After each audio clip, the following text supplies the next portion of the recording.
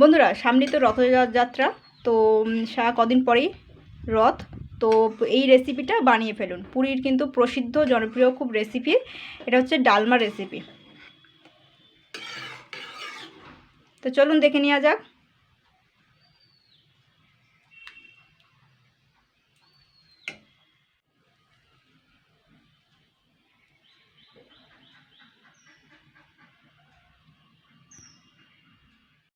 নমস্কার বন্ধুরা, আমি Priyanka. Welcome back to my channel. বন্ধুরা আজকে আমি বানিয়ে দেখাবো পুরীর প্রসিদ্ধ বা পুরীর মন্দিরের প্রসিদ্ধ রেসিপি ডালমা রেসিপি তৈরি করে দেখাবো, বা ওড়িশার রেসিপিও বলতে পারেন। ওড়িশাতে ওই রেসিপিটা খুব চলে, আর পুরীর মন্দিরে এই রেসিপিটা খুব জনপ্রিয় রেসিপি। তো এখানে আমি কি নিচে তো এই রেসিপিটা বানানোর জন্য ভিন্ন ধরনের কিন্তু সবজি লাগে। সবজিগুলো কিন্তু আপনাদের পছন্দ মতনও নিতে পারেন, 9 রকম 10 রকম 8 রকমও নিতে পারেন, তবে সবজির পরিমাণটা অনেক রকমের হতে হবে। আর এখানে আমি কি নিয়েছি, এখানে কিন্তু আমি বরবটি নিয়েছি। আপনারা বরবটি বিনস নিতে পারেন, তো আমি বরবটি নিয়েছি গোটা কয়েক, আমি দেখানোর জন্য। তো আপনারা বেশি করেও নিতে পারেন পরিমাণটা। তো আমি গোটা কয়েক বরবটি নিয়েছি। আর এখানে দুখানা কিন্তু আলু নিয়েছি। আমি এগুলো কিন্তু সব কিন্তু কেটে নেব টুকরো করে। আলু নিয়েছে, যেরকম আপনারা মেটে আলু নিতে পারেন, যা যা আলু আছে, রাঙ আলু। আমি তো রাঙ আলু নিয়েছি, এই আলু নিয়েছি, নর্মাল আলু নিয়েছি, রাঙ আলু নিয়েছি। আপনারা মেটে আলু নিতে পারেন। দেখুন আমি রাঙ আলু নিয়েছি গোটা কয়েক, আর একটা গাজর নিয়েছি। আর এখানে কিন্তু আমি গাঁঠি কচু নিয়েছি। গাঁঠি কচুটা আপনাদের ইচ্ছা মতন চাইলেও দিতেও পারেন, নাও দিতে পারেন, মানে লাগিয়ে নিতে পারেন, নাও নিতে পারেন, সেটা আপনাদের ব্যাপার। তো গাঁঠি কচু নিয়েছি। তো এইগুলো কিন্তু খুব মানে দিতেই হবে, গাঁঠি কচু।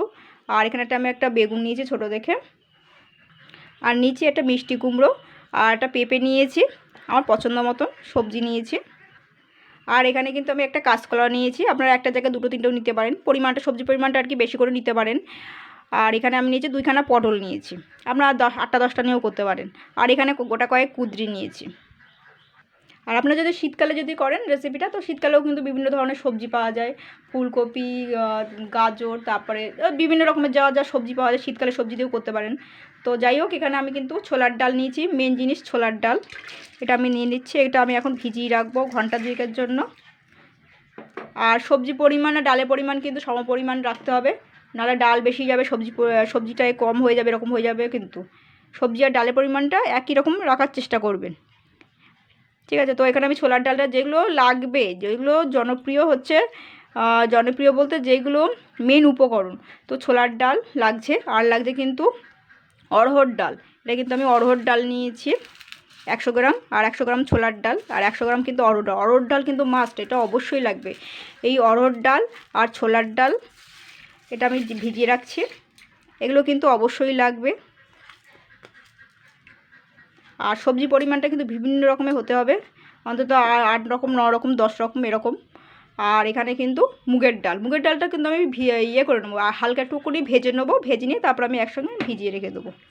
ছোলার ডাল আর অড়হর ডাল কিন্তু মাস্ট। আর ছোলার ডাল, অড়হর ডাল আর হচ্ছে মুগের ডাল, এই 3টে ডাল কিন্তু একদমই নিতে হবে। যাই হোক, এগুলো আমি এখন ভিজিয়ে রাখছি ঘন্টা 2 জন্য। আর মুগের ডালটা আমি একটু হালকা নাড়াচাড়া করে নিই, তারপর আমি একসঙ্গে ভিজিয়ে রাখবো ঘন্টা 2 জন্য। ওড়িশায় কিন্তু আর পুরীতে কিন্তু এই যে অড়হর ডালটা কিন্তু অবশ্যই লাগে।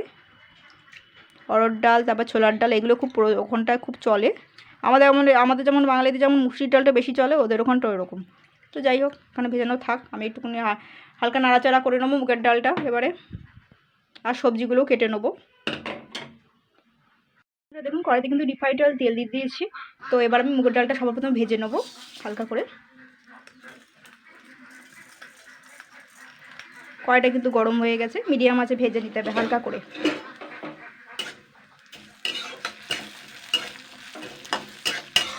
ভাজা হয়ে গেলে আমি যে ডালগুলো নিয়েছি সব একসঙ্গে আমি কিন্তু ভিজিয়ে রেখে দেবো।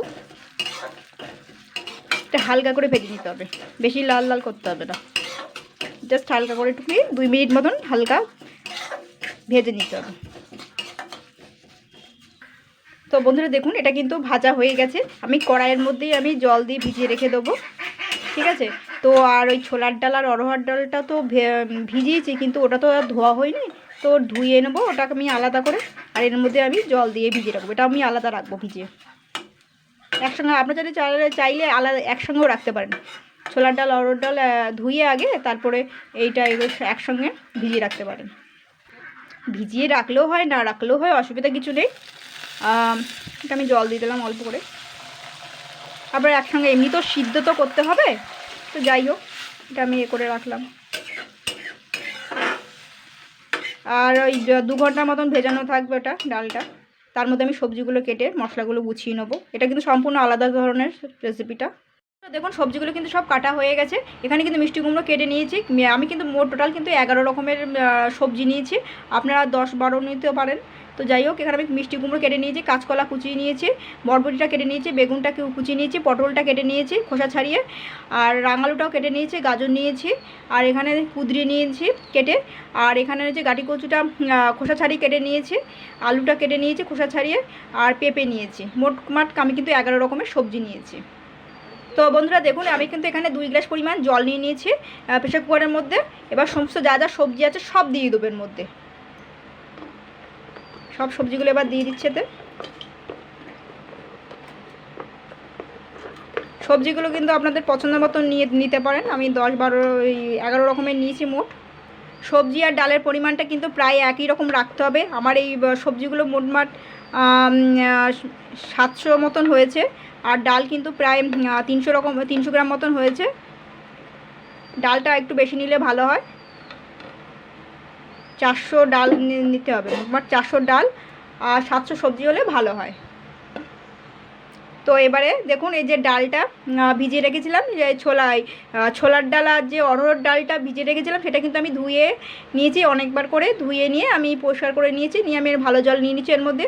আর মুগের ডালটাও কিন্তু এর মধ্যে নিয়ে নিয়েছি। এবার আমি এর মধ্যে সব দিয়ে দেবো। আমার কিন্তু প্রায় এখানে 300 গ্রাম ডাল আছে আর 700 গ্রামের কাছাকাছি সবজি আছে। কিন্তু আমি আন্দাজ করেই বললাম, যেহেতু সবজিতে অনেকটা জল থাকে তো আরও কমে যাবে। তো এবার আমি একটু এর আগে থেকে কিন্তু আমি জল দিয়ে নিচ্ছি, আমি আর বেশি জল দিলাম না, যেহেতু সবজিগুলো দিয়ে জল বেরোবে। তো এবার সামান্য একটুকুনি একটা। তো বন্ধুরা আমি এবারে এতে কিন্তু এই সেদ্ধর সময় কিন্তু এটা দিতে হবে। 2 চামচ নুন নিয়েছি, 2 চামচ চিনি, আর 2 চামচ কিন্তু হলুদ গুঁড়ো নিয়ে নিয়েছি। এইগুলো কিন্তু আমি এক্ষুনি দিয়ে দেবো। দিয়ে আমি একটুকুনি হাতা দিয়ে নাড়াচাড়া করে নেব। নুন হলুদ চিনিটা একটুকুনি সেদ্ধ সময় দিয়ে দিলে ভালো হবে। এই সবজিটা দেখুন জল আছে, কিন্তু দেখুন জল যা আছে এতে হয়ে যাবে সিদ্ধ। একটু নাড়াচাড়া করে নিতে হবে, আর বেশি জল দেওয়ার দরকার নেই, যেহেতু সবজিতেই কিন্তু জলটা বেরোবে। আর পরে যদি লাগে তো তখন দেওয়া যাবে ওখানে। তো একটু ভালো করে নাড়াচাড়া করে নিতে হবে এটা। আমি একটু হাতা দিয়ে নাড়াচাড়া করে আমি একটুখানি এই যেটা প্রেসার করে ঢাকনি আমি আটকে দিয়ে আমি সিদ্ধ করে নেবো। 3টে সিটি মেরে নেবো, এতে ডালটা সবজিটা একসঙ্গে সিদ্ধ হয়ে যাবে। তো বন্ধুরা দেখুন ডালটা সবজিটা কিন্তু সিদ্ধ হয়ে গেছে মোটামুটি। একটু নেড়ে চেড়ে দেবো একটুখানি। আমি বললাম না জল এটা বেশি দিতে লাগবে না, ব্যাস বেশি ঘাটাঘাটি করার দরকার নেই। আমি মোটমাট 3টে সিটি মেরেছিলাম। ডাল কিন্তু পুরোপুরি গলে গেছে, খুব সুন্দর, খেতেও কিন্তু ভালো লাগবে।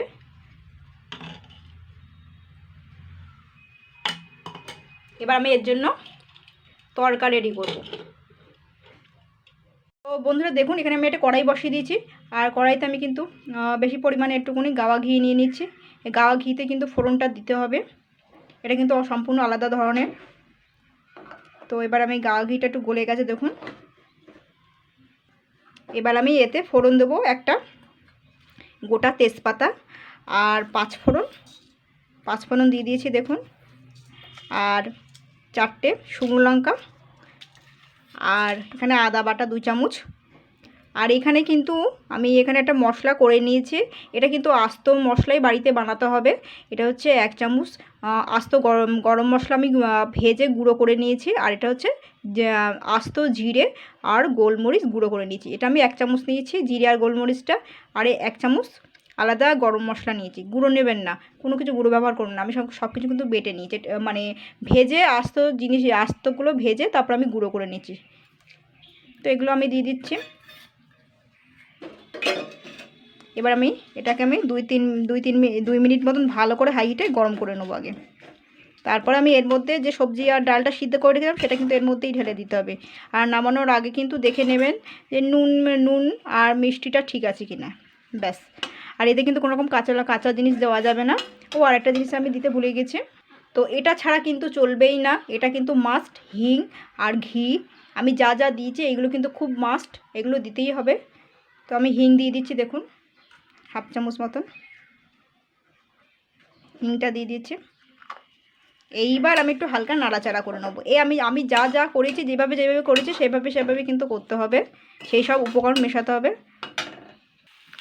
তো আমি এটাকে কিন্তু জাস্ট 2 মিনিট মতন ভালো করে একটু নাড়াচাড়া করে নেবো। আর এতে কিন্তু আমি কিন্তু কোনো রকম ধনের গুঁড়ো ব্যবহার করিনি। যেটা করেছি সেটা আমি বললাম যে আস্ত জিরে আর গোলমরিচ আর গরম মশলা হালকা কড়াইতে নেড়ে ছেড়ে তবে কিন্তু সেইটা গুঁড়ো করে দেবেন, আলাদা করে কিন্তু কোনো রকম ব্যবহার করবেন না, আলাদা গুঁড়ো মশলা। আর হিং, ঘি, শুকনো লঙ্কা, তেজপাতা এগুলো অবশ্যই ব্যবহার করবেন। আদা বাটা এগুলো মাস্ট অবশ্যই দিতে হবে। তো এবার আমি কিন্তু ওই যেটা সিদ্ধ করবে সেটা আমি ঢেলে দেবো এর মধ্যে।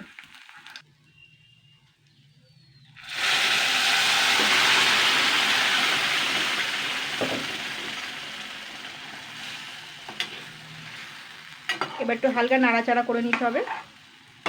আমি কিন্তু সবটা ঢালিনি, সবটা আমি দিয়ে দেবো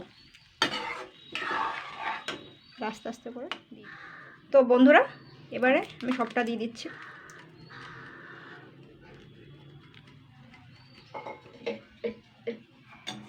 এইবার একটু নেড়ে নিতে হবে,